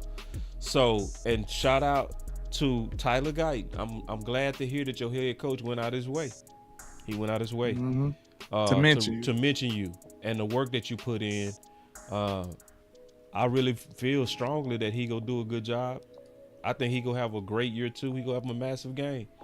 So I'm excited about these Cowboys and what's getting ready to happen. But let's keep this pressure up. I love the energy from my brothers today, bro. I love the energy from Landlord. I love the energy from Henny. I'm ready. We fighting. I'm so happy we fighting together, not team weapons versus trenches. I'm glad we're on the same team. And this was the exact energy I want to see from my brothers. Real talk. Indeed, man. Indeed. So, hey, man, I'm going to stay on the same topic, man. We got to stop the run so we can have fun. If not, it's over. I'm not trying to be hyperbolic, but you get ran off the field every time you go into the postseason. Right. I got the numbers right here, man. I'm hitting with the numbers. I'm hitting with the stats. And, you know, it is what it is. You gave up 273 to the Rams. The first time around to the 49ers, you gave up 169. Right? 69 mean they got freaky on you. 49ers, they gave up 113. Packers, they gave up 143. Last 4 playoff games, the Dallas Cowboys are averaging 174 yards surrendered on the ground, dog. And if you sit here and you tell me you're going to win a championship like that, you are a fool. You are delusional. You have snorted pink coke with Stephon Diggs and them. You on the yacht. You ain't got your mind together, man. You're going to lose football games. You're going to lose. You cannot give up. Listen, 174 yards, like folks don't even have to listen. Folks don't even have to pass for 140 to have 300 yards of offense on you. If you give up 174 yards on the ground, you can go out there and throw for 130 yards, and that's 300 yards of offense your defense gave up. They killing you. They done beat you to death. You dead. It's over. So stop playing games with the defensive tackle position, man. That's I don't care what you do.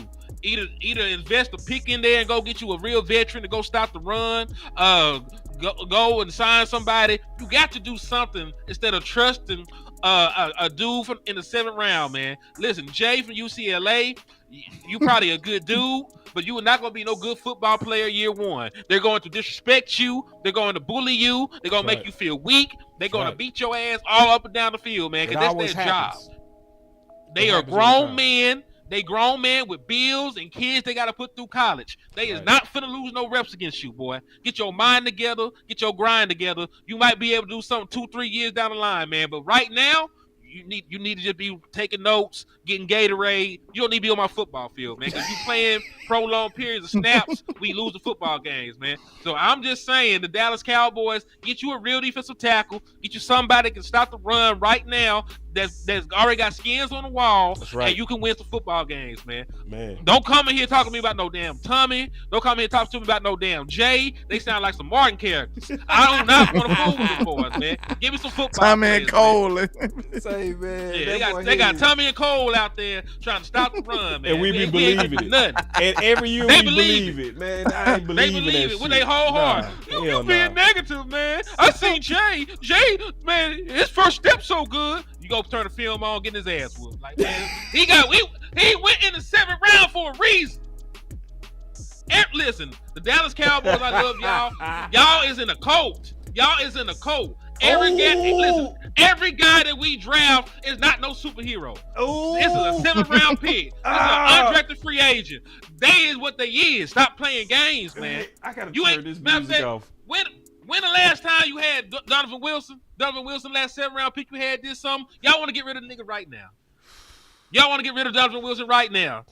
Y'all regret giving the man a contract. Let's stop putting. Listen, shout out to West Coast Cowboy. This is baby nut hugger season. Y'all got to let go of them young man nuts. They ain't even dropped yet. You was a pedophile. Stop it. Stop it. I'm done, though. That's my final word. Hey, man, Don't nobody go harder than us, man. Hey, dog, real talk. I don't care what y'all say. We going out we harder, gonna keep too. it trill, too. We gonna keep it trill. Still pressure, Yeah. still Yeah. Ooh, you shake that earth, I know these love you. Throw some cash on you, blow a bag on you. She want Benihana, the f is Mickey D's. It's VVS around my neck and I can barely breathe. All that mean mugging, that's how my team coming. I'm popping out in blonde money like I breed money. I'm good off the, now she walk funny. I got millions in the bank, I want some more money. I'm him. I ain't them. I'm him. Still pressure, still trim. I'm him. Flipping cash like cartwheels. I'm him. I shoot my shot of butter rim. I'm him. Bossed up. I ain't them. I'm him. Still pressure, still trim. Boss man, we out. I'm him. Flipping cash like cartwheels. I'm him.